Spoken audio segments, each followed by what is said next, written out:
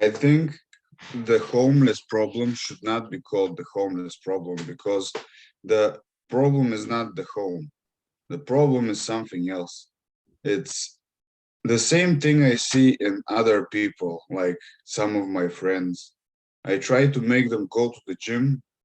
I try to make them like think about more about how to make some money, and I just don't see any type of action taking, no enthusiasm for to do something positive. I just hear complaints and I just hear excuses.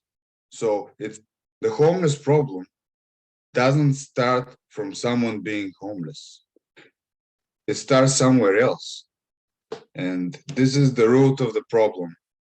The Ironically, this is what I procrastination. was thinking about earlier today, about how some Okay. people just don't work at things and keep constantly improving and being productive in life. Why do you think it's that? That's a hard question.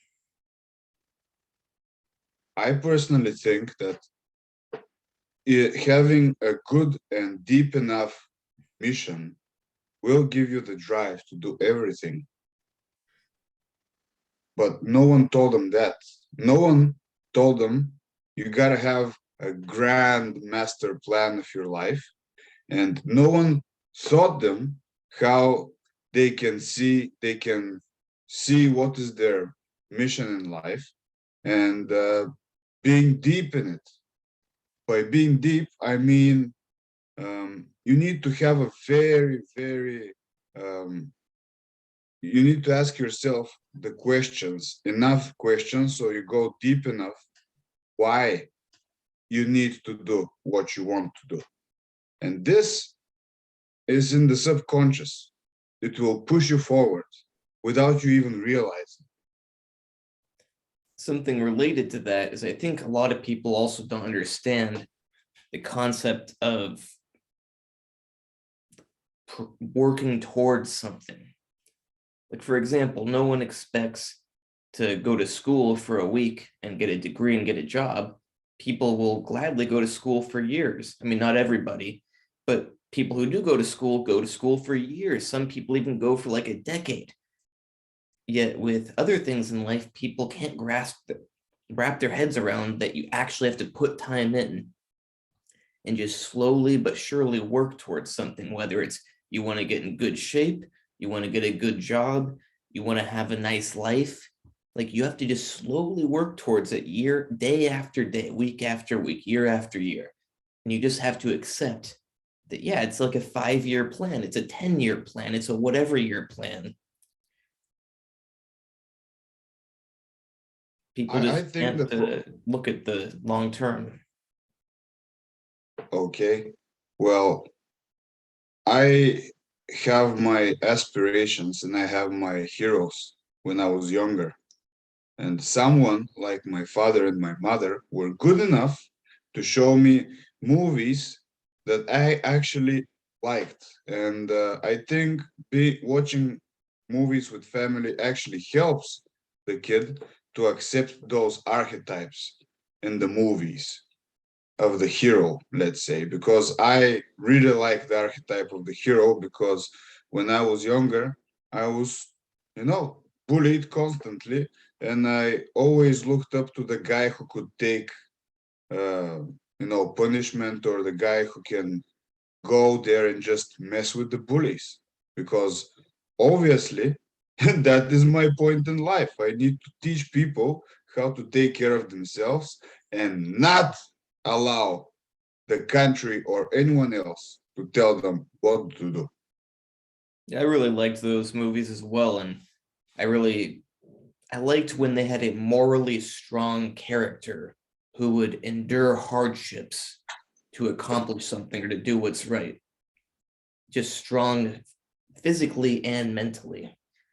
I really liked the ones that had to do with, like, not that these are the most moral people, but with like kings and princes and like that kind of stuff.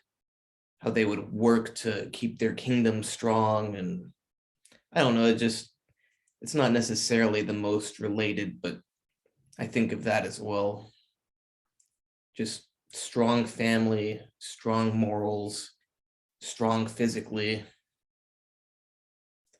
And yeah, you certainly need to always take things into your own hands and care about yourself, your family, your friends, and not let anyone push you around or screw you over.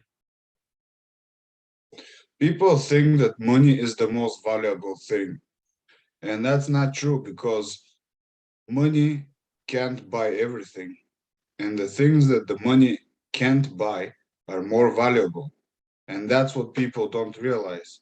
More morality and being able to stay uh, concentrated in doing one thing or keeping one set of rules for a long time is the most valuable currency, I would say, especially today. Reminds me of a movie that I watched recently, a Russian movie called Brat 2, Brother Number 2. And in this movie, um, one guy has a brother who like goes to a hockey team in the United States, and like they trick him with the paperwork. So they steal hundreds of thousands of dollars from him or something, and like they take all his money that he's getting from the hockey team. And they were just gonna keep screwing him over. But his friend and his brother and the friend of the brother decide. Well, actually, the brother ends up dying, but the friend of the brother goes to United States and finds the guy who screwed over his friend's brother. And when he finally gets face to face to him, he says something like, "From what is their strength? From your money or my truth?" By truth, I think he means like what is like right and just, versus that guy had all the money. He's in this big, tall building. He's able to do whatever he wants, send people out to kill people. But this other guy, he knew he's doing what's right. And he travels across the world, does all this stuff just to get to that guy and make sure he sets things right to get his friend's brother that money. Thought it was a good movie. Oh, that's a pretty long story. It's almost like you try to tell all the movie in your story and you Yeah, had I a think bit a of lot a of short. Americans aren't going to end up watching the movie, so it's not the most important thing. Yeah, spoiler alert. So Yeah. today, what do you want to rant about? I don't know. We happen to talk about what I've been thinking a lot about lately, which is that, well, actually, it started when I actually hadn't realized this, but I came to the realization that while I'm constantly working to improve myself physically, mentally, skill wise, in all aspects of life, other people, for one reason or another, whether it's because they think they're too busy with one aspect of their life, whether they're simply too lazy and they acknowledge, like, oh, that's too much work, whether it's because they think it's not important, whatever their reason is, most people aren't constantly improving. And you look, and at least for me, I look around myself one day and I'm like, whoa, all these people I know, like, I've been going up and they've been staying here. Like, not that school's the most important thing, but I made sure that I went to school. I had a lot of hard difficulty getting through my first university because I had a lot of health issues and I actually had to leave twice. But I made sure I kept going to my university, got a degree in biochemistry and molecular biology. Now I'm in medical school. I've been bodybuilding since I'm 10 years old. I had a bunch of injuries, had to sit out for 4 years. Now I'm back at it, better than ever. Every day, every week, every month, every year, working towards it. Learning MMA now, learning new language. Uh, and I look around at other people, what even my classmates in medical school, they get caught up in this idea that they have no time for anything besides medical school. So as a person, they stay down here and they just, yeah, they learn a little bit of stuff in medical school and they improve a little bit, but you could do so much more rather than just go to medical school, rather than just go to the gym, rather than just work on this or that. I think mostly this comes from their parents' perspective on things.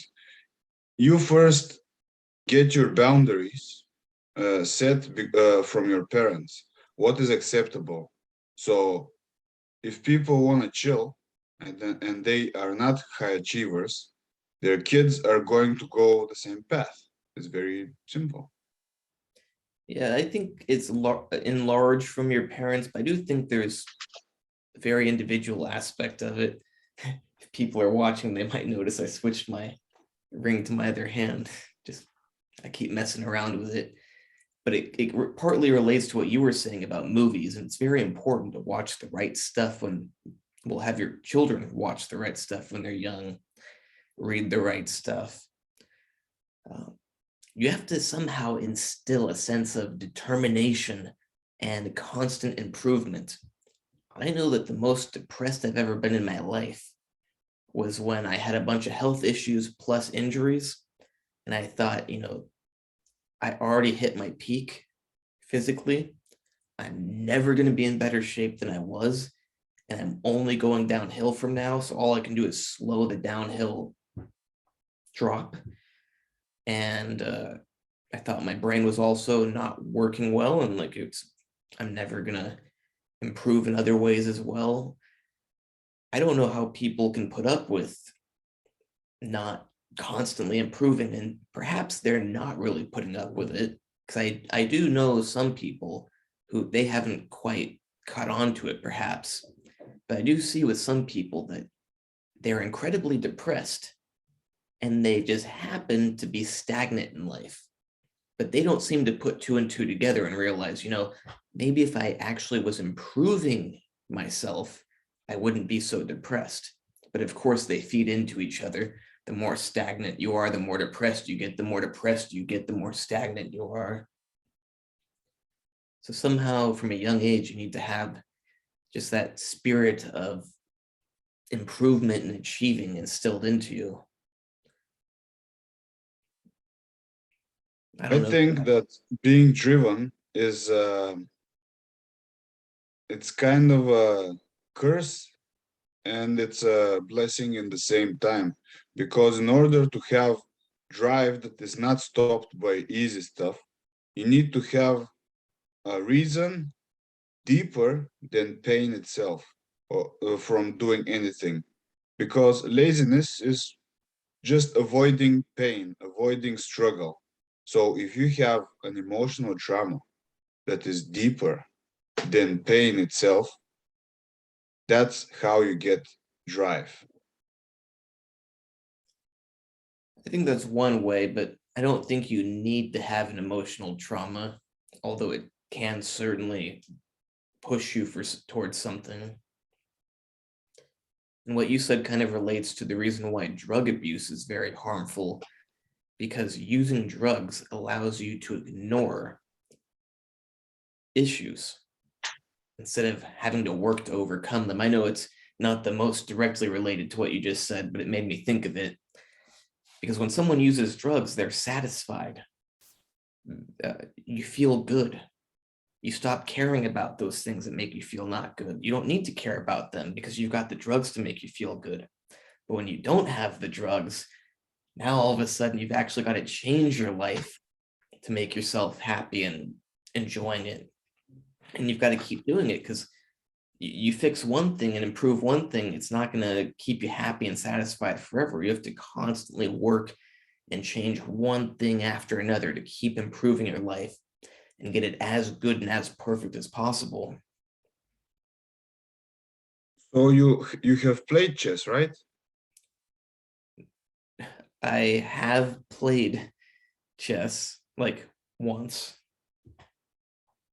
My point is, life for me is like a game of chess, because the answer to what makes you feel satisfied is just like in chess. If you don't lose pieces and you take other one's pieces, you're going to feel more satisfied.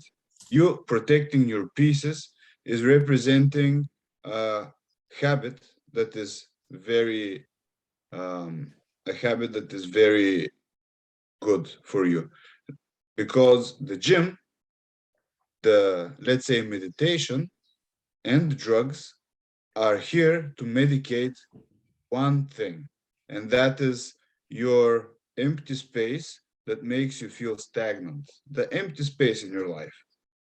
People think that meditation is something great. Meditation teaches you how to stay away from thoughts, how not to act on thoughts, how to be passive. And they think that meditation is the reason their life is getting better. I mean,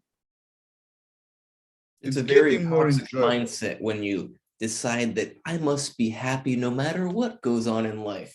No, you're supposed to be unhappy if things are shit. That should drive you to change them, make them better. Not, I will be happy despite my life being shit. Well, that's what I mean by emotional trauma. If you have any amount of emotional trauma, more or less, but my my observations of famous people and normal people is that the more trauma someone has, the bigger potential they have to be a workhorse. The only problem is when they, instead of getting the good habits and doing the right things, they get the bad habits and they just do them. I mean, having going to the gym is and meditating is medicating the same thing as drugs. And people can say you're going to the gym just to forget your problems. Yeah, but in the meantime, I'm getting something beneficial. And Yep. just like the game of chess, yeah, maybe I'm still not winning the game, but I didn't lose a piece. You're being productive. You may be Exactly. ignoring something for a little while, but at least you're improving yourself. And yeah, when you improve multiple places in your life, multiple uh, aspects of your life, you are going to end up in a better place than you were. It reminds me of how, not that I do this every time I watch something. Well, I don't watch something on TV at all. I watch things on like Netflix, Amazon, and from the internet, but I try to watch Russian things because I want to improve my Russian. So if I can combine relaxing and watching a movie with improving my Russian, that's great. Then I don't have to just relax and waste that time and just degrade.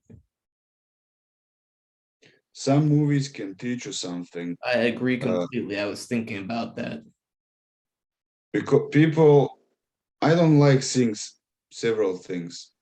The stigma that learning is only in school, and the stigma that if you don't read books, you don't get knowledge. I don't like reading books, to be honest. It's I just agree. it's strange to me because I learned many things watching university lectures on YouTube, but people still refer to, oh, you just watched some video on YouTube. Yeah, from the University of Columbia. What the fuck? Yeah, why Is does this it matter better if than a you book? read the book or watch it on video? I loved when my university was online, especially when the classes were asynchronous. It was paradise. Well, partially because I live in California, and every day I would go to the beach, spend my day walking around, laying down, swimming, and then only at nighttime would I come home, sit on the couch, connect my computer to the TV, and relax and watch my lectures and actually enjoy them, because it's so much different when you get to like choose when you're going to watch them, be relaxed, be well rested, versus you wake up early in the morning, you quickly get to school, and then you got to sit in an uncomfortable chair, you got to sit there. It's so nice when you're at home, you put it on the TV, you can pause it when you want to pause it, you can lay back however you want, you can do whatever you want. You can even drink a beer while you watch it. You can drink a few beers while you watch it. It's a game changer.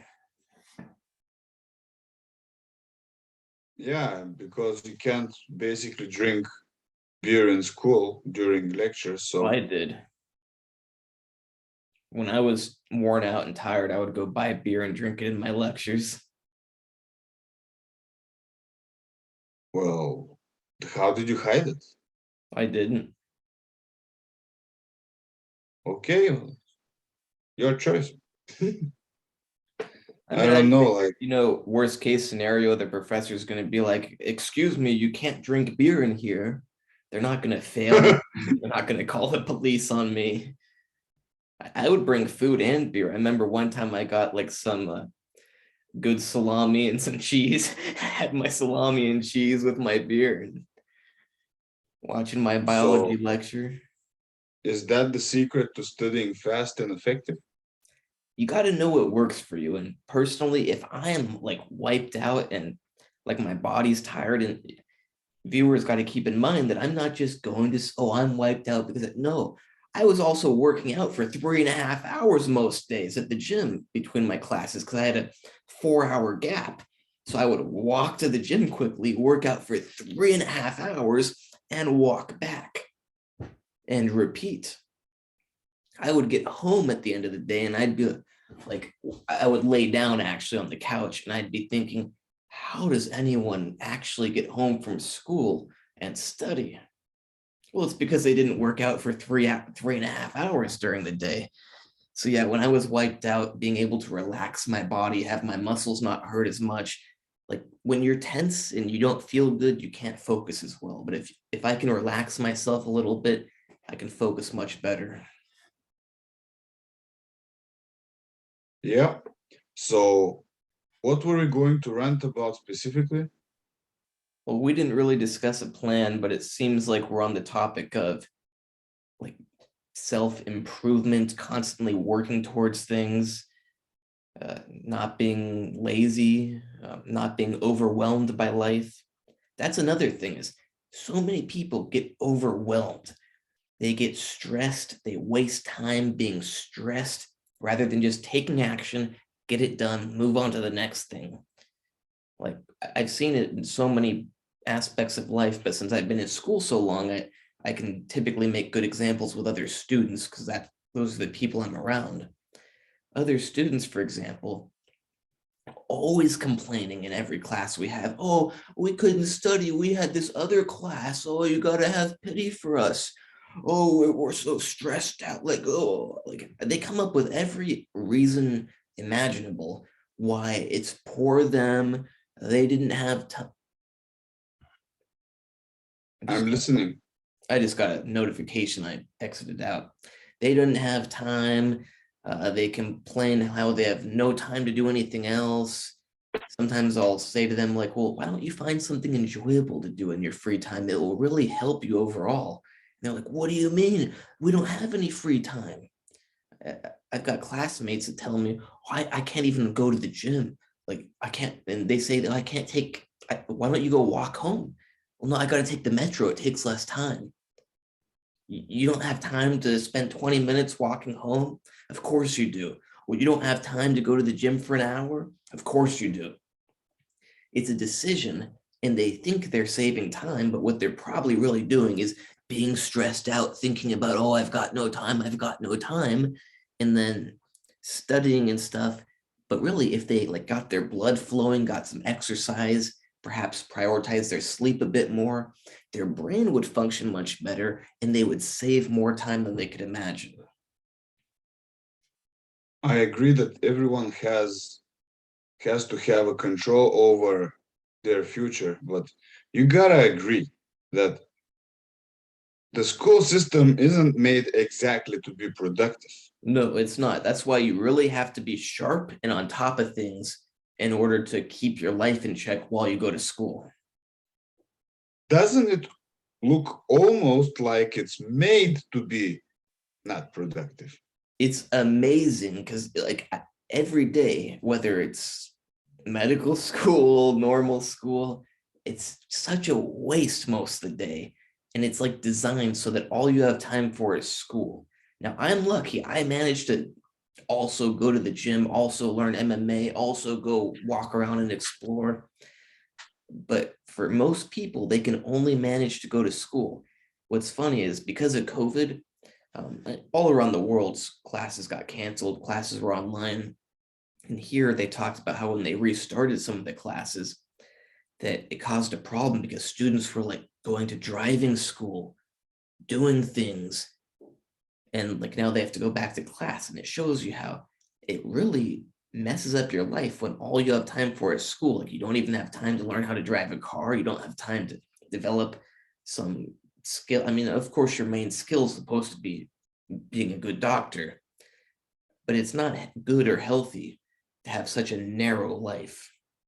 And school, I do believe, is designed to take up all your time. Yep. It is designed to also make you feel insecure. It's designed to make you segregate because controlling, like being in a class with one or two people, if there was one teacher for two people, yeah, of course, people would say, well, that's impossible. We don't have enough teachers. Yeah, but that's not the only idea. When you have many people in front of the teacher, everyone has a bit has a bigger reason to be polite, a bigger reason to be calm, to not ask uncomfortable questions. What I'm trying to say is that it's easier to control more people in the same time than less people in the same time. That's something that's always struck me about school is how these professors get away with being so inhuman. It's like you can't reason with them. You can't be like, oh, I mean, luckily, I had my professor here is going to let me push my final exam for biochemistry back a day because I have a bodybuilding tournament the day before. And I mean, probably I would still do fine taking it the very next day, but I told him, I'm not going to be drinking any water for a day. I'll already have been like super dieted down and exhausted. And I'm going to be busy the whole day before. I'd really like to just be able to sleep in the next day, get some food I and have a water. question. What do your have you asked any of your professors or lecturers what do they think about preparation for a bodybuilding competition? I've sort of talked to one about it, but even the one that had a friend who was a bodybuilder just knows nothing about bodybuilding. So they can't say anything about mineral balance. They can't say anything about water retention. Is it under the skin? Is it in the skin? Is it in the muscle? Like, I didn't ask them about that, but I have asked many off-topic questions in classes, and it comes as no surprise that they don't know. That's how most people, most doctors, most professors are. They know what they learned in school, and they don't know anything else. It's like a way we're learning about fat, um, fat metabolism, fat storage, everything. And I said, well, I'm curious, do you know what the like chemical composition like of non-fatty acids, non-glycerol parts of the fat are? And the professor like looked at me like I'm crazy. He's like, you don't store other stuff with your fat. And I said, well, like what's the vitamin composition of the fat? And he tells me, that's not how it works. You absorb vitamin. whoopsie. What? You made him insecure during class. Yeah, he's telling me like you absorb vitamins with fat, but you don't store them in your fat. Uh, I'm like, since I knew that's not true, I made sure I brought up something that's a good, easy example. I said, but what about drugs that get stored in body fat? He's like, what do you mean drugs get stored in body fat? That's not what your fat does. And I don't have an interest in trying to argue with people because it's hopeless. Like most people, they just learn what they read in their book. They go to work or they go to work as a professor, and that's what they know.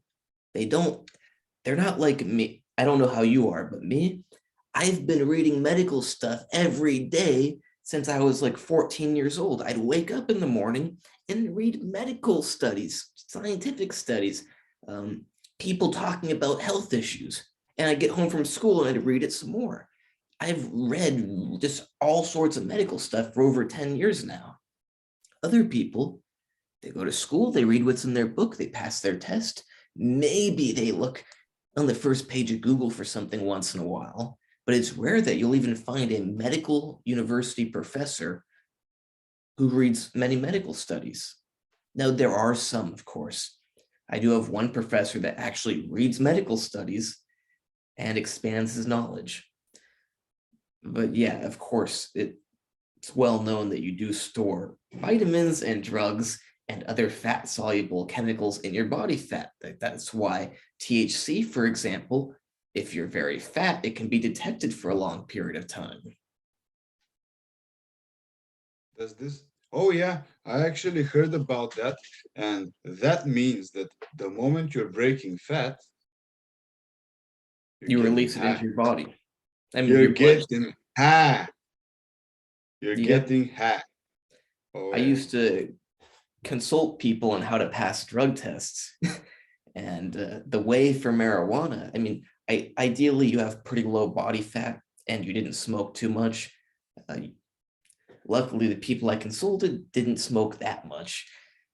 So let me remember. So the plan was like you diet and exercise as much as you can after that time when you smoked it until like the day before the test or something. I don't remember exactly what I said. And then you eat as much as you can so that so during that time when you're dieting and working out as much as you can, you want to burn your body fat, get that THC out of you. But when it comes closer to the time of the test, you don't want it to be going out of you because that means it's a positive test. You want it to be stored in your fat. So that's why you start piling on the fat and increasing the water. That way, you have the least amount being excreted and you dilute how much urine you have that contains the THC. And usually, if people only smoked once, like 5 days later, they could test clean. Okay. My interest is how much of the THC gets stored in the fat and what's the uh, limit of absorption of adipose tissue of THC. I don't know, but I have noticed with people that you can actually, like, if you start dieting down and, like, say you had smoked weed for a month, but then you don't smoke, and especially if you start losing weight, you can actually kind of feel when it gets released out of your fat.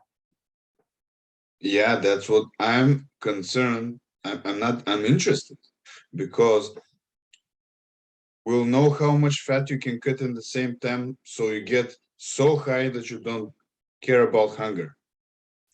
I don't know if you can lose that much. I mean, maybe if you smoked a ton of weed and then you lose a ton of fat. So fasting is the quickest way to get high. Okay. I guess so. Yes, I was going to say something, but I forgot what it was, so we'll have to just continue forward. Yeah, we got off topic, but it's okay. Originally, we were talking about something with school, and then I brought up bodybuilding, and then you asked if I talked to the professor. So fish, let's say salmon, uh, does it store the vitamin D in the fat? I think some amount of it is probably stored in your fat, but a lot of it is also just used. Goes through the liver, goes through the kidneys. Okay. Okay, that's nice to know because when I see fish oil, because you have tablets of fish oil, those little transparent ones, it's very usual to see that it contains vitamin D or a vitamin D supplement to contain fish oil. So it I don't know was if people think about this, but like, why is it that, well, never mind. But yeah, fats, you get your fat soluble vitamins by eating animal fats. What a shocker that is. You don't get fat soluble wow, vitamins by eating plants or by eating chicken. You have to eat marbled meat or fish because it's stored in marbled the meat. fat. What is marbled meat? Marbling means like you got the fat running through the meat. Okay, okay, I get it. Yeah, it's something So I they don't put two and two together. That's why you have to eat fatty foods to get the fat soluble vitamins, well, also to get the fats. The on the liver also topic of, stores a lot of vitamins, but people don't tend to eat liver nowadays. I think vitamin E was predominant in the liver, right? I think vitamin A is the highest. Okay, because I'm following this guy Liver King and he's advising eating liver. Roid Many Master, people, what? Roid Master or Roid King. Well, it's Trembulon is what our ancestor produced naturally through thousands and thousands of years. So you get his point. My thing is that when I go, I look at his posts and I go through the comment section, and people ask, "How do you counter vitamin E overload or vitamin A overload?" Because liver is obviously very high in those vitamins.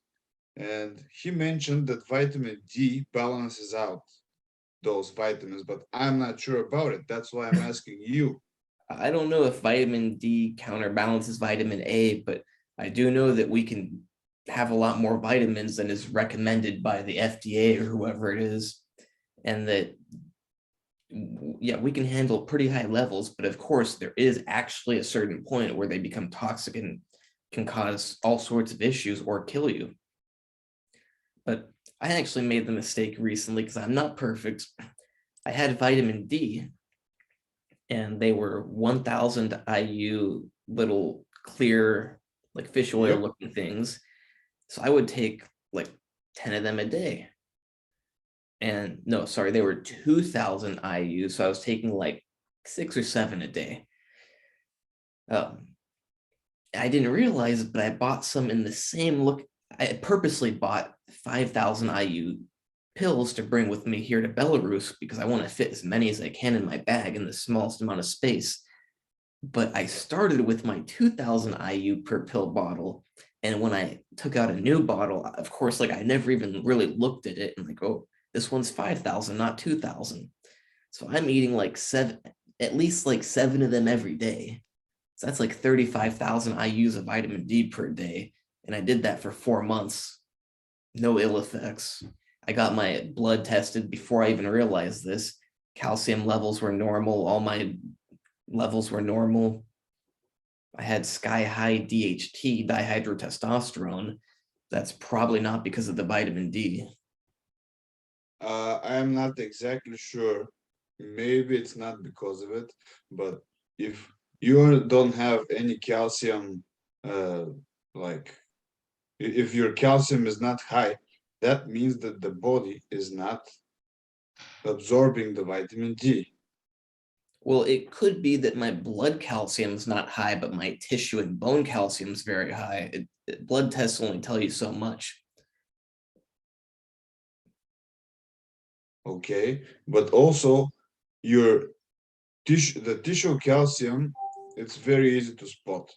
If you have 10, not like it's not necessarily every time, but if you have let's say if your blood is more acidic, if you're dehydrated, yeah, your tissues, your blood vessels are going to have more calcification.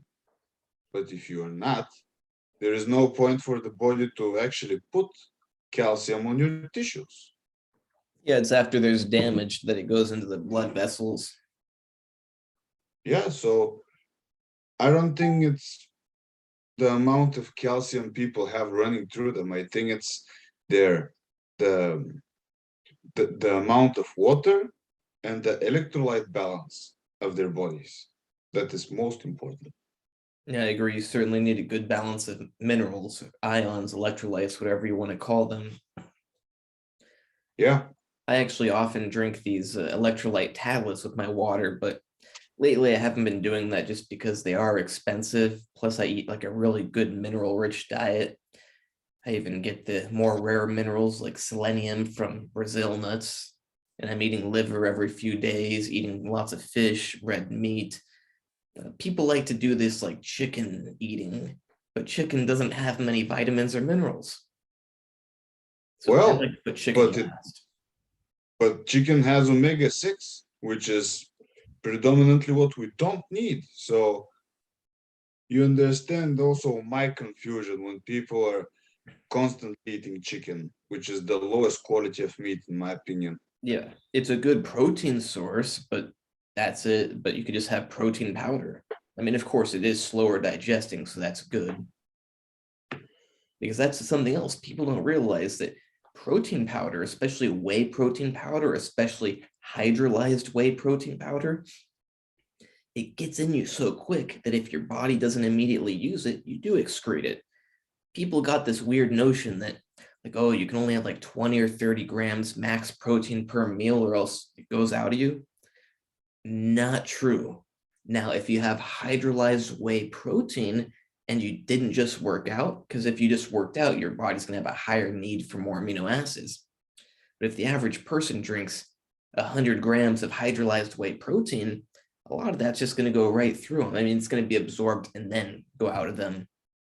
But if you eat 100 grams of protein in meat, it takes a long time to break that meat down and absorb it. So you're not going to excrete as much because it's been brought into you over a greater amount of time. It's like people buy these fancy, slow releasing proteins nowadays. Just eat some food. Drink milk with whey protein. Yep. Ta-da! So I wanted to ask, so how many meals should bodybuilders have a day? If this is true, because it is true, we all can realize that we have very long intestines, and while it's moving through them, it's like we're loaded for the next 5 hours if you have enough protein. Yeah, I really don't think you need 6 meals a day. But of course, if they're very small meals or very easy to digest meals, or if they're protein drinks, then perhaps you want more. But if you're having a big solid breakfast, especially say you have steak for breakfast, yeah, you don't need to eat 2 hours later. But of course, everybody's different, so perhaps you will get some benefit Yo, yo, out yo, of. yo, yo, yo. Let's stop with this. Everyone is different. If people have livers, kidneys, and hearts, and they all use protein, not some people use vegan protein, and some, you know, can use only animal protein. Let's stop with this. I mean, I want to be accepting of many ideas, but there are few things that people can't run away, you know? Well, being a vegetarian actually doesn't work too well for many reasons. Um, well, number one, vegetables don't have the right amino acids, and these vegetarians will go, but I'm gonna mix and match my vegetables that way I get all the amino acids. Great for you. You've got really low amounts of all the amino acids in the wrong ratios. You want the right amounts of each amino acid? Eat muscle meat. It'll give you the right ratio to build muscle tissue. Like, how crazy is that? If you want to build more skin tissue, eat collagen stuff because it's got the right amount for skin. Now, if you want to build some leaves off your body, eat some plants and you'll build some good leaves. But guess what? We don't have leaves. We don't need the ratio from the leaves or from the fruits or whatever. And then another issue, besides you get the wrong ratio, is that you don't absorb much of those plant proteins. They're inside plants. We don't break them down we don't break down the plant too well and get the amino acids. I also know that there is a fuck ton of pesticides used in plant growing, which also there are pesticides in, of course, some meats. But what's the point of getting pesticides directly through ratios of amino acids and micronutrients that we can't actually absorb as well? There is no point. You've got to be an idiot to eat plants for protein. Eat plants for like magnesium and minerals if you need those. Don't eat plants for protein. Eat muscle, eat collagenous structures, eat liver for the fat soluble vitamins and other vitamins. Eat some plants for the minerals and vitamins that they have. Let's Okay. go back to the bodybuilding and the meals. How many How meals do many? you think is optimal? I think 4 can be fine. It depends on how much the person is sleeping, in my opinion. If someone is sleeping longer time Less and if meals. they have intermittent fasting, they don't need to eat like a big amount, like a lot of meals. They'll need less. Yeah, their day is shorter. Yeah, I know people who can sleep 14 hours a day. Wow. Yeah, it's a huge time waste in my opinion, but it's their choice. Also, it has been shown that sleeping like over about 9 hours does increase your risk of stroke. Really? Sleeping less than about 6, I think, increases your risk of heart attack. Whoopsie. So perhaps the excessive sleeping is actually just excessive inactivity, and that's what increases your risk of stroke, but I don't know. Okay. Well, moderation is very important of anything, sleep or food. Yep. So I would say 4 meals. What would you say?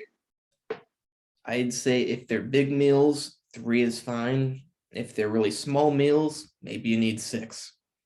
But if you're eating big solid meals, 3 to 4 meals is fine.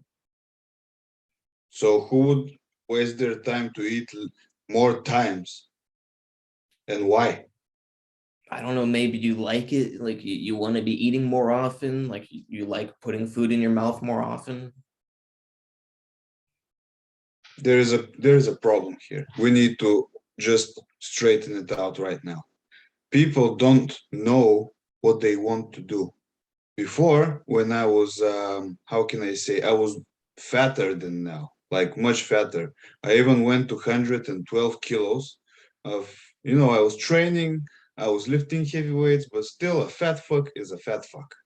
So, That's pretty fat for your height, 170 yeah, centimeters. exactly, 112 kilos. So, the problem is that when you don't know what you like doing, then you fall in the repetitive uh, bad habits. What am I going to do now? Like I'm gonna eat, or what am I going to do? Gonna take drugs. If you don't have anything that gives you at least a part of the feeling, the satisfaction of eating or taking drugs, you are going to go to alcohol, to anything that makes you feel good. The biggest problem, in my opinion, with people not being able to resist hunger is that they don't have interesting enough hobbies. Exactly, boredom. If you're Yes, yes, busy doing boredom. stuff, you're not going to be eating. But if you're at home and you're like, "Oh, what is there to do? I guess I'll eat some stuff.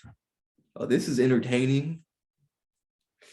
Like, how hilarious it! Like, I do it also, but it's so hilarious that you get bored and you're like, "This is entertaining. I'm going to eat some stuff and just eat," versus doing something better.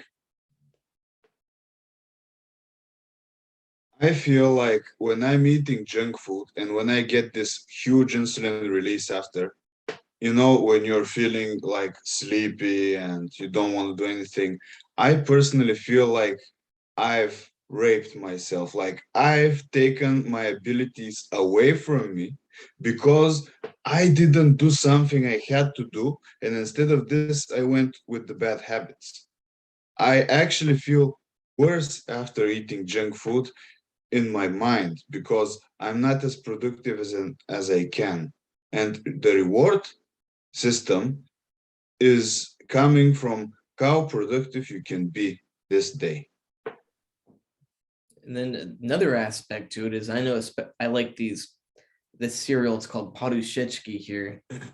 They're these little squares that are some sort of fibrous cereal material that surround chocolate, but something about them, just the amount of like sugar they have. After if I eat, because I eat a lot of food, so I'll eat a whole package of it. and I just feel like garbage afterwards. I don't know if it's the sugar or what, because I can eat a lot of sugar, but especially if I eat these padushechki, I just am like, man, that's not good for me. I shouldn't have ate those. So I'll make sure I go to the gym, but still ideally just don't eat them in the first place. It is the sugar. It's absolutely the sugar. The insulin release, that is a huge one. The huge insulin release after it, that's what makes you sleepy and not feel good. It's don't ever hesitate to think that this is the correct answer. What's really interesting is if you get off all the junk and then you eat something that's junk, you'll actually your stomach won't feel good, your head won't feel good. You just feel so bad. You're like, wow, I shouldn't be eating this. And then you got to think that's how you're feeling all the time usually. But because you feel like that all the time, you don't realize it. It's like drug users or alcoholics. Everyone who's not an alcoholic, if you drink a lot of alcohol and you feel bad the next day, you're like, man, I feel bad. But an alcoholic just drinks every day, all day, feels bad all the time. So that's their normal, and they don't even realize they feel like garbage. Just like power lifters who feel sore all the time, and now they're just adjusted to it. Yeah, you get used to Yeah, whatever is your normal. yeah, Very dangerous or beneficial. yeah. I wanted to mention something else. I wanted to remind you, when you were younger, you played video games, right? Yeah, Like, until I got to high school. yeah, like 5 hours, maybe more a day. Well, not every day, but once in a while, maybe more often, a few hours a day, but even that, not every day. And you skipped meals during that time, right? Probably.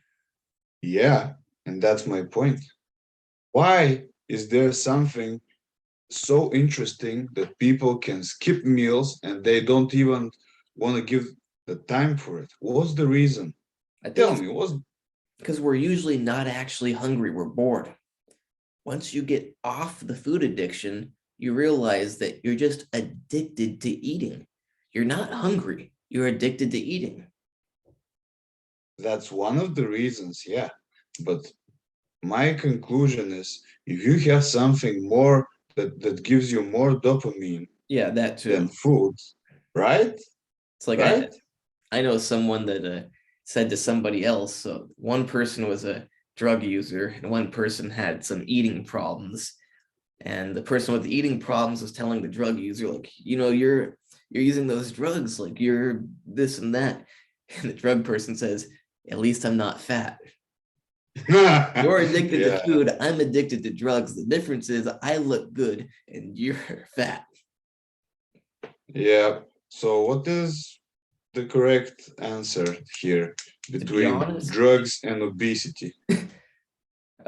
I got to say something that I actually think it's healthier sometimes to be addicted to drugs and to be addicted to food, because food is the number one killer in the civilized modern world. If you look at all the top causes of death, heart attacks, diabetes, cancer. Now, cancer is not as insanely connected to overeating as heart attacks and obesity. I mean, heart attacks and diabetes, but even cancer is caused by obesity. Yes. The the the problem with cancer is that people don't have catabolic phases. They get up, they immediately stuff their face with something, and the hormones are already released. The insulin makes tumors grow. The IGF-1 makes tumors grow, and those are not secreted when you're Not fasting. eating. And I've got to put something else out there for our viewers. Now, of course, constant anabolic state is not the only cause of cancer. Perhaps the most determinant cause is actually a malfunctioning immune system. But you couple that malfunctioning immune system with the constant anabolic state, And now your body is not attacking and destroying things that are growing excessively. And what can cause a malfunctioning immune system? Well, perhaps obesity, lack of exercise, lack of nutrition, lack of sunlight, lack of sleep. So it's a self-reinforcing process.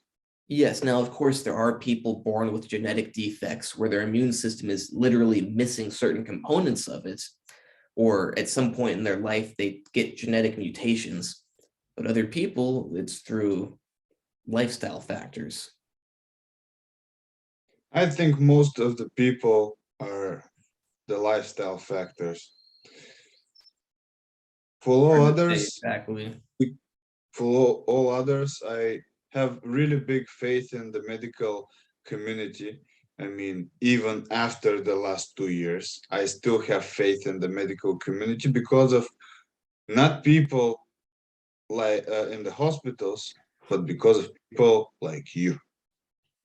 People who are self-taught, people who are intelligent enough to know that studying is not a degree. It's not something written on a paper. Because of you and people who invent stuff, that's why I believe in medicine. The problem is people like me are far outnumbered by the people who think that they know everything because they went to school and they read what's in their books. Like some people spend all day, every day learning medicine. Some people, they read what's in their books. That's all. And sadly, those people, and they have very narrow mindsets oftentimes. Like if they didn't learn something in their book, it must not be true. If it contradicts something they learned in their book, it must not be true. Somehow they overlook the fact that those books have to really be carved down to fit some stuff in the book. Things are often simplified, things are often left out because you got to make it actually able to be taught in a school, not everything.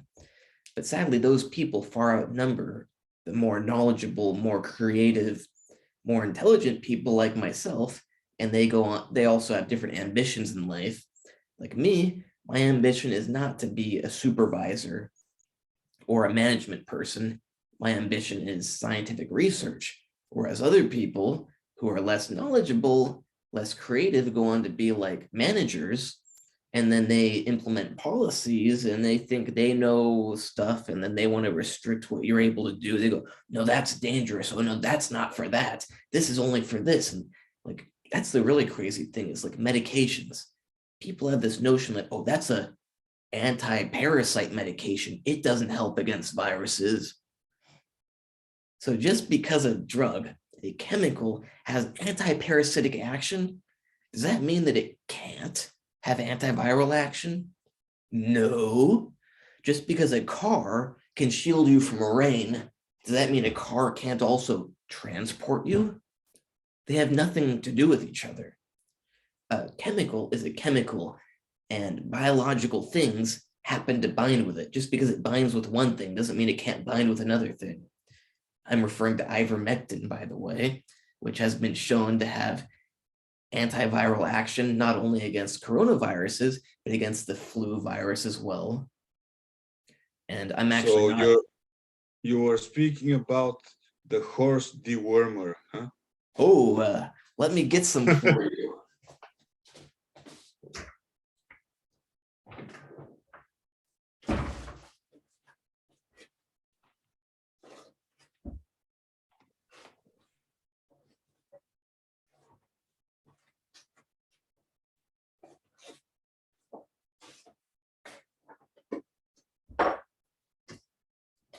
My big bottle of it.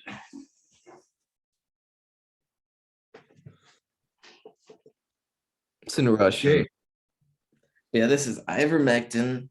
I have not used this exact one, but different bottles of ivermectin, and I have become somewhat of a ivermectin connoisseur because they mix it with different solvents, and some of them taste better than others.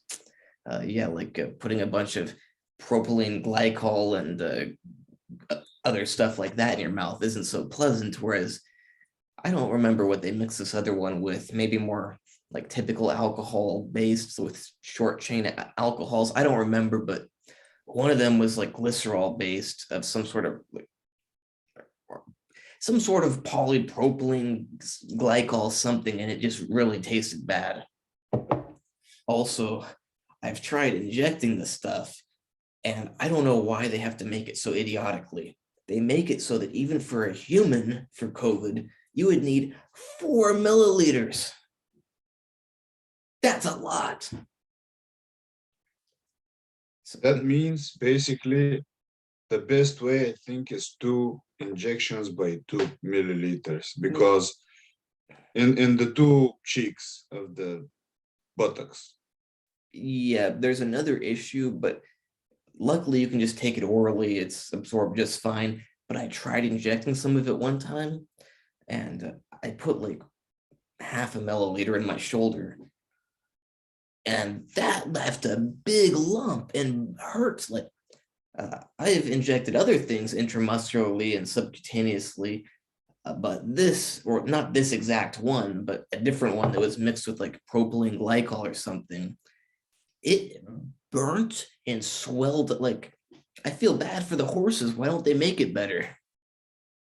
Like, does this mean that before the bodybuilding competition that you have on Sunday, you can just inject like half a milliliter in each shoulder and have like No, it will leave like only about this big, like a swollen marble. Doesn't make the whole okay. muscle swell up, just a lump. Well, then you have to inject more, I guess. Yeah, I guess I'll like inject some in my forehead and look like an alien or something. Like Hellboy.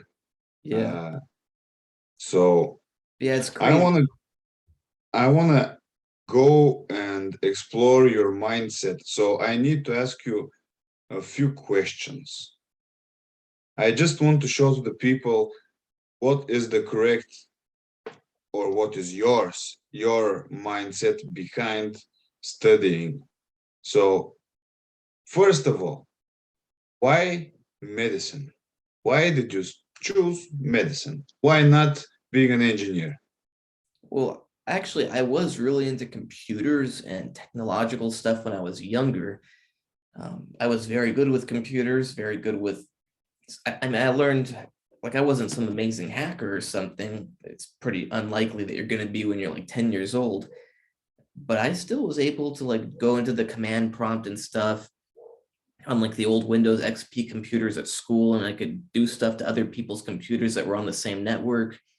I actually managed to clone cell phones and get free cell phone service. I'm not saying I did it on purpose. I mean, I was just screwing around, but somehow I made it work.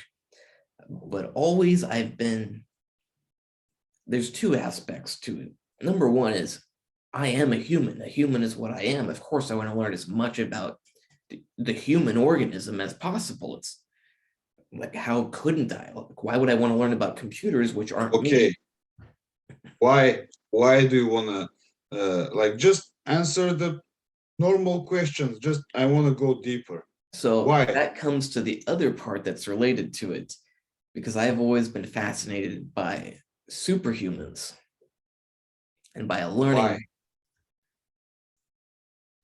I don't know, just the idea of being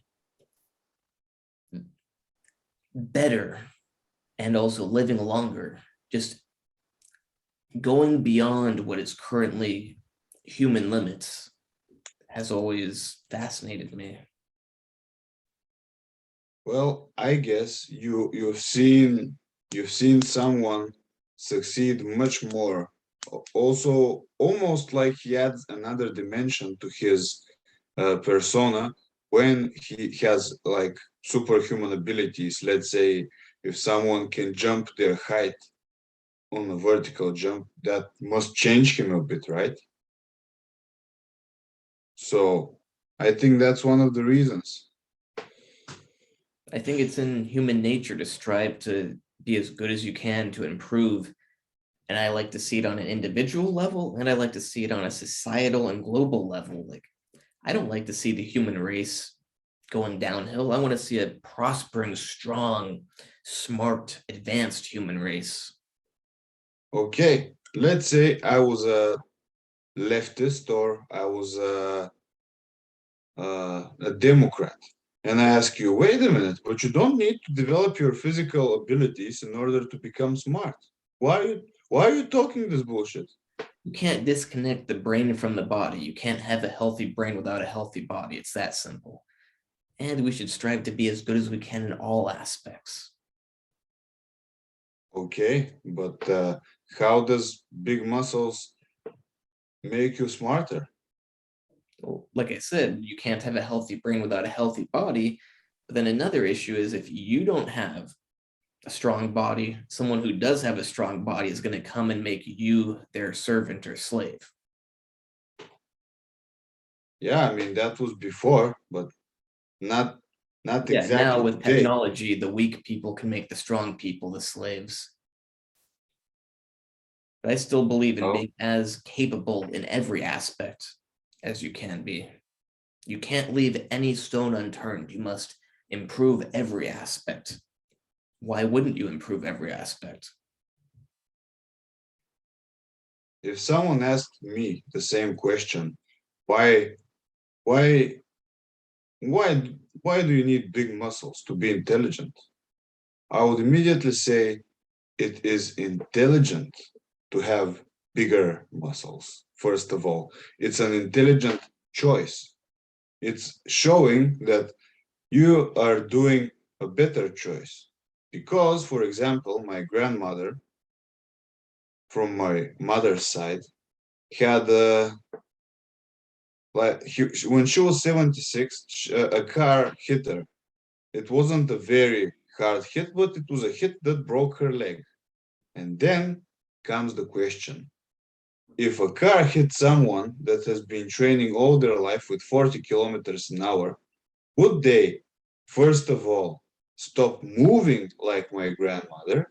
And would they actually suffer a broken limb at all? Yeah, you want to make yourself as durable and strong as possible. It's that simple. And also, something that you made me think of is if I see somebody that's in great shape, I know that they are not a better person, but a likely smarter or at least more determined, more mentally strong person than somebody who's not, because you don't get into amazing shape without hard work and dedication. It's not something you do in a month, a year. It takes a lot of years and consistent hard work. Yeah. And if you can do that, I, you can do a lot of other things. I wanted to say that about my grandmother that because she was stuck on bed for a longer time, she had a stroke.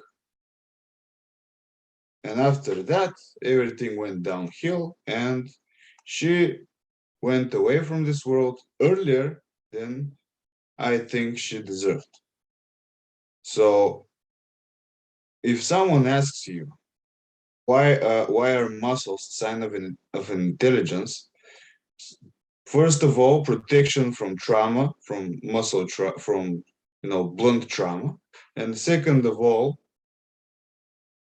when you're exercising, blood is being circulated through all of your body and also through the brain.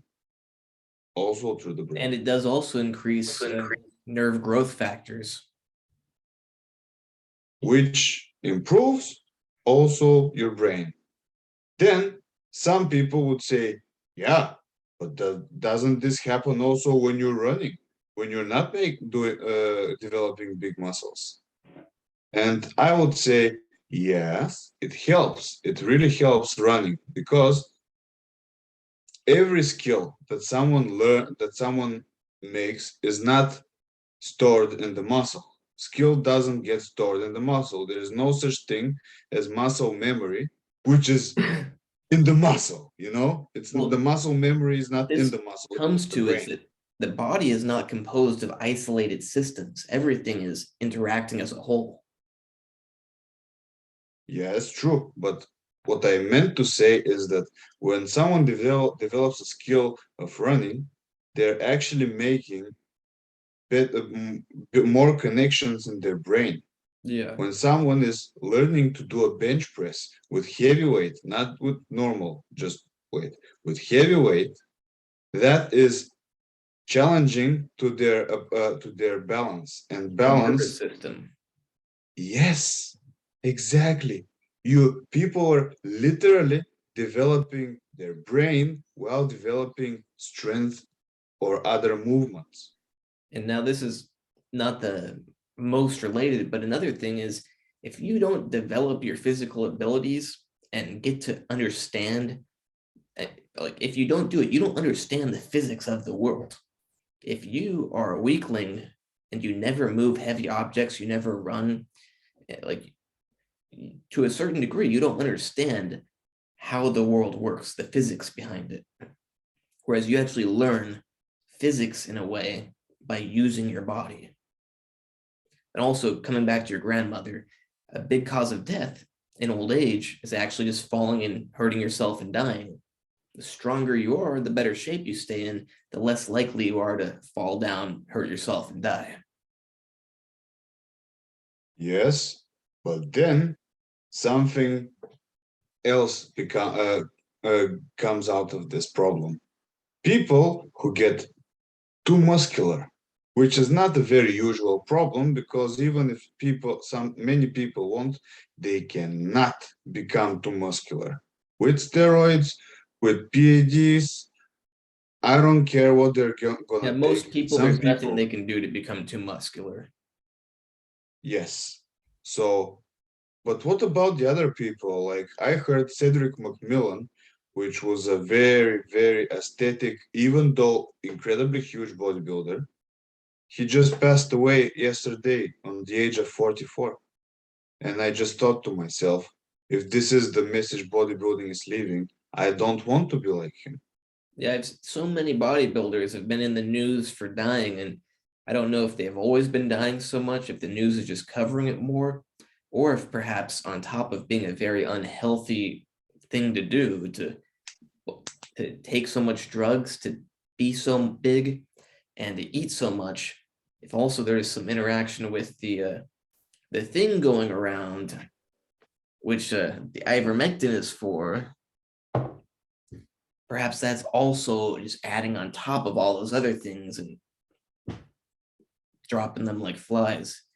It's certainly not help. Like your organs can't adapt to all that greater muscle mass. I mean, they do adapt to a degree. The heart will enlarge, become more able to pump the blood throughout the body, but it can only do that so much before that adaptation actually becomes lethal to where the enlargement prevents it from proper functioning.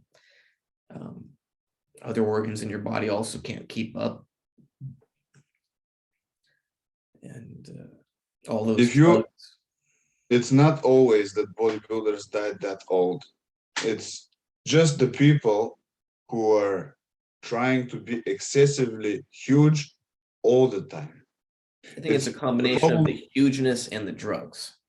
and the all the time Yeah. because Kevin Levroni is becoming huge and then he's getting all this mass out. He just lets it go. He doesn't keep the muscle in the off season like all the other bodybuilders. And as I can clearly see that he's much more healthier than other bodybuilders.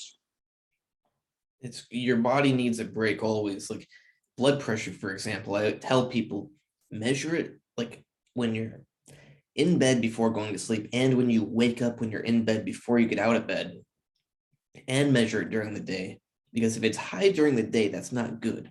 But if it's low while you're sleeping, at least your body gets a break and can heal and recover versus just nonstop assault. If someone is suffering from a high blood pressure, what would you advise him to do?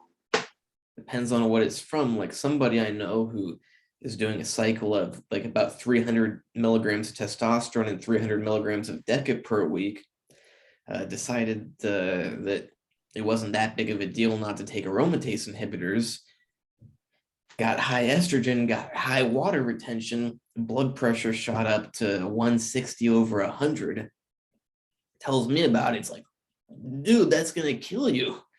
And like I say that because it's true. Like that is gonna kill you. It's not gonna kill you today, probably. It's not gonna kill you tomorrow. It's probably not gonna kill you next week. Probably not even gonna kill you next month. Good chance it won't kill you next year. But the bottom line is that's gonna kill you. It's just a matter of time. So like, yeah, I treat it like an emergency. If your blood pressure is that high, ASAP, take some blood out because that's immediate. Take some diuretics because that will lower the water volume very quickly, reduce the blood pressure. All in this case, all while taking aromatase inhibitors to treat the core of the problem, which is the estrogen causing a bunch of water retention. Also take medications to dilate the blood vessels because the bigger the blood vessels are, the lower the blood pressure is. So things like Viagra, propranolol, what's the other one? Metropolol or metoprolol. I can't remember exactly how it's said. My Yeah, quickest, excuse me that I'm just interfering. that's all. Okay, well, my best advice to most of the people, of course, I need to just look at the person and ask him a few questions, but most of the people can regulate their blood pressure simply by fasting immediately. Like if they fast for one day, for their blood pressure will lower immediately It's interesting. because the loss of even if they don't eat carbs, even if they just start a ketogenic diet with intermittent fasting, that's immediately going to drive water away because you Yeah. cannot store carbs. I mean, without water, and you can store water exactly like not all the time, but you need the more carbs you have, the more water you store. Yeah, I know that if I go without eating carbs, my blood vessels get smaller. And then if I eat some, they get bigger. That is another thing. It's showing, of course, that as you said, the how wide your blood vessels are going to impact um, your overall blood pressure. But my thought is that people aren't going to have big blood pressure if they have a low blood volume. Yeah. So that's my idea. And I Of think course, I don't think the carbs are dilating the blood vessels. I think they're increasing the blood volume, which increases the blood vessel size. okay, okay, yeah, I see. Which would increase the Well, blood pressure. yeah, yeah. I mean, everyone who I know, when they started ketogenic diet, they start having those headaches because they don't have enough, like their blood pressure immediately starts getting lower and they experience headache in the front of the head, which is a very often side effect of low blood pressure. And I just that's wonder how also, much could be due to low glucose. it's because the salt is sodium is getting lower in the body. The amounts of sodium are lower when you're on a ketogenic diet. And that's why some people like Dr. Burke, which you made a In bit my of a recent rant about video, him, but he has some good videos, like you said. yeah, And he was explaining that salt, with just simple taking of salt, can just regulate your blood pressure if it's low. certainly So necessary. yeah, but that is if you're on a ketogenic diet. Yeah, most people don't have an issue with not enough salt. Yeah, it's very uncommon, but I'm just saying how the ketogenic diet impacts salt levels. Yeah, your body will get screwed up. Like you'll get muscle cramps, you get lightheaded, low blood pressure, like you said. Yeah, but it's not high blood pressure. Yep.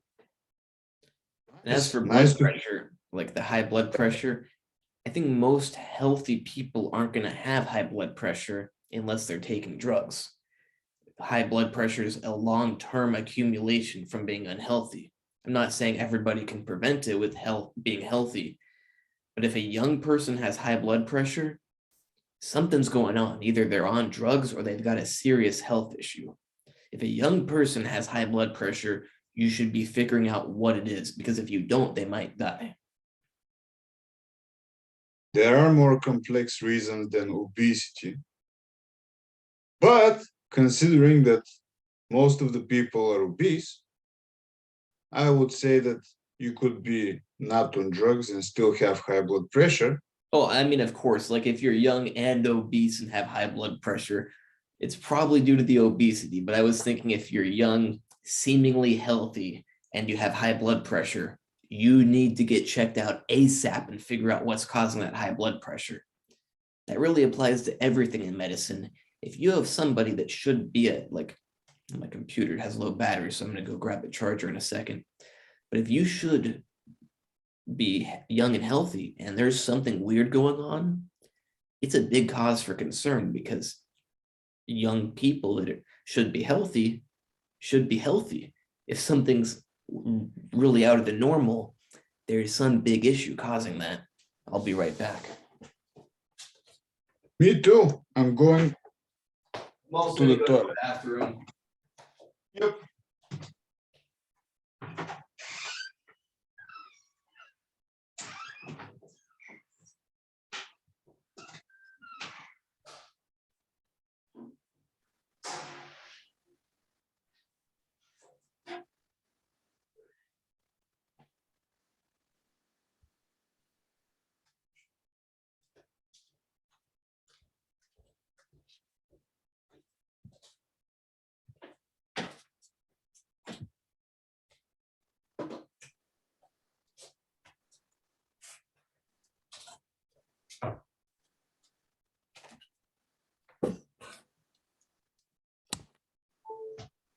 Be right back.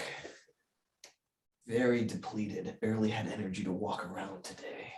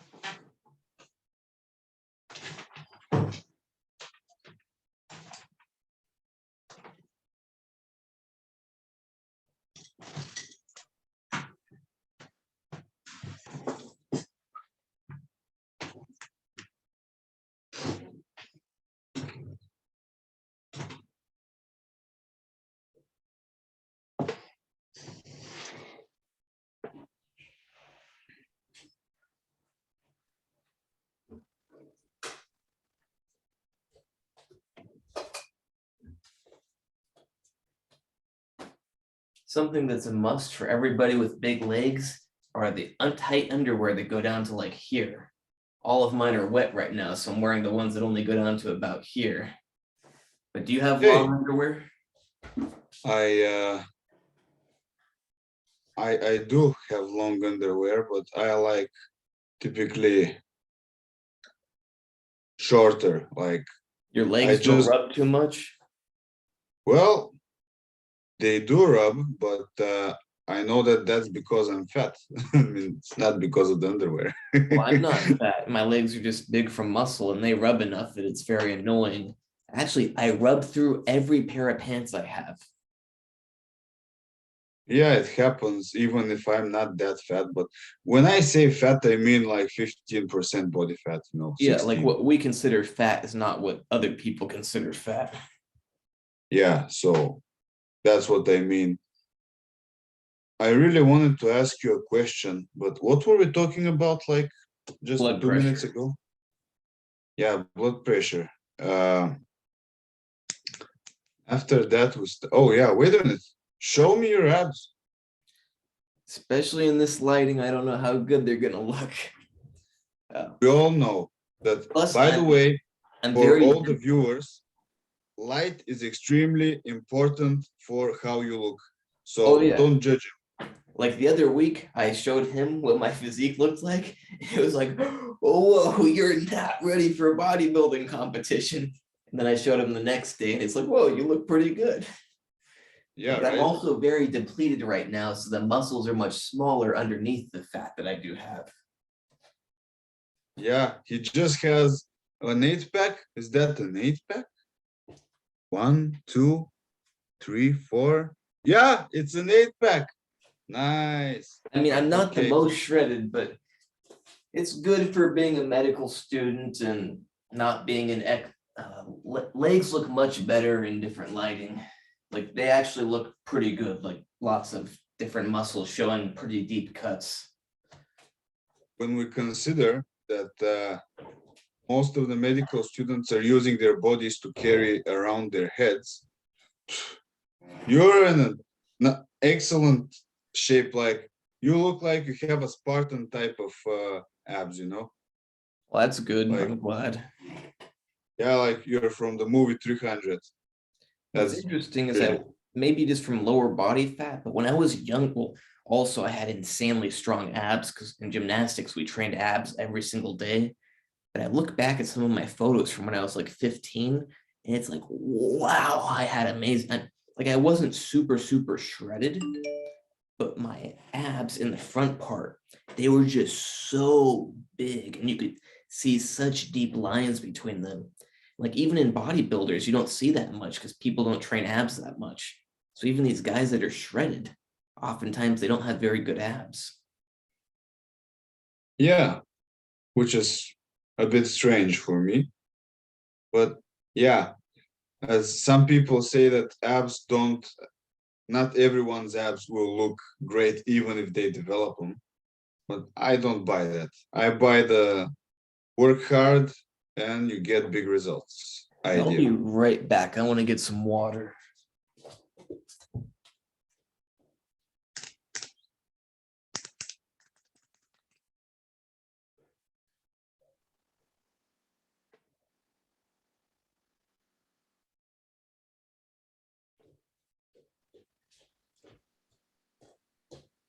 Yeah, it's just not right. If you're a bodybuilder, you got huge muscles and then your abs are flat. Yeah, I mean, there are some people that can't develop their abs that good, but I don't know. I don't like excuses typically. So I think we had a good talk. I I was mean, just about to say that. you want to mention something else? We spoke about how many meals a day and about blood pressure, and also we ranted a bit. I Yeah, the feel good original about it. idea of this podcast was about masculinity, but this is all related to masculinity and good stuff to talk about. I think it was a good podcast. Yeah, I feel very actually enthusiastic. Like I can go an hour, but one more. I feel like I can go one more hour, but It's better to I just stop things while it's good. yeah, right. We don't need to start yawning around and stuff like that. Yeah, I'm glad we did it earlier today. Plus, because I have an exam on Monday, I didn't have class today, so I got to sleep. Hard to get enough sleep when you're doing medical school plus bodybuilding plus learning MMA. But yeah, normally when we tried these podcasts before talking to the viewers, I was very wiped out from lack of eating, lack of sleep, being at school all day long. It's good that this one I'm wakeful. Yeah, I I really enjoyed our talk. I did Really, too. I didn't mention that I'm going to go again to arm wrestling training this Saturday, and What I arm wrestling training is it not just like this thing that goes next to a cable machine where you go like that? Are you doing something else? we have one guy that is better than everyone else there, and he also constructs tables. He is a carpenter of a kind, and he teaches us what is the whole point of arm wrestling. Like he's teaching us most of the things, because if someone is better than arm wrestling in arm wrestling than you, you should obviously take advices. Yes, you're So learning the techniques, not just strengthening the movement. yeah, but that's the point. People distinguish technique and strength. They go together. Yeah, like if someone is not big and as big as the other guy, but he still beats him, that still means that he has more strength. That's it. So Well, more my strength for idea, that particular movement. yes, I typically am born with not that strong arms. I mean, my triceps is strong, but my forearm wasn't strong. And when you are trying to do, let's say, a weighted pull-up with more weight, most probably your bicep and your forearm and your grip are going to be the first thing that gives out. It's not your back. Yeah, your hands usually. Well, my hands usually. So the logic is go into a sport that develops arms and arm strength. Yeah, actually, Easy. growing up, I was always stronger than everyone else except for arm wrestling. I'm sorry. I mean, I was stronger than most people with arm wrestling, but still, like, there was a disconnect between my strength for other things and my strength for arm wrestling. I don't know how big your wrist is, but I don't see it to be Very some small, huge. actually. That's the point. You have a small forearm bone, and that means not that much strength. How's yours? Well, I don't know if you can measure, but it's not really huge. It's like um, like I can close my fingers on my wrist. So Um, I can also, but of course, it depends on our hand size. I've actually got very small hands and wrists. I mean, it's my wrist isn't very big at all. The point is that if I want to get better in bench pressing or in pull-ups with weight or in weighted dips, the main thing is develop the arms. Yeah, you got to work And on your weakest link. yeah, but people work only on muscles. They don't work on connective tissue. Yep, right now I'm just going light on not all chest stuff, but bench press. I'm mostly just doing 135 right now. And I've 60 done kilos. 330 for reps before. Yeah, Pounds. 60 kilos. 60 kilos is 135 pounds. And 150 kilos is 330 pounds. Yep. So that's a bit of a difference. Hey, but I can actually still make the muscles burn. And for most people, it'd be good, but I do think my chest is getting smaller from not doing the heavy weights. But it's necessary in the long run, unless I want to get injuries and be out of it for the long run. Yeah, tearing a muscle isn't productive. Well, So this nice. is what I wanted to say about my arm wrestling journey. And yeah, that's all from me. Tune in for our next episode of whatever this is eventually going to be called. And check out my YouTube. And well, you're probably on my YouTube if you're watching this. Check out my Instagram, natural_true_fitness. I'm a natural bodybuilder. And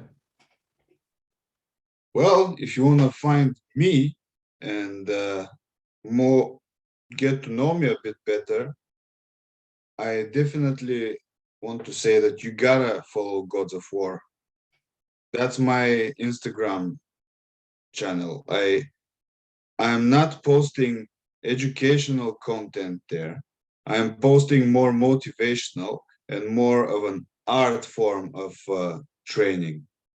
It's for me, training is a bit more spiritual, guys. So I'm going to share information here, and I'm going to share my art form in my Instagram.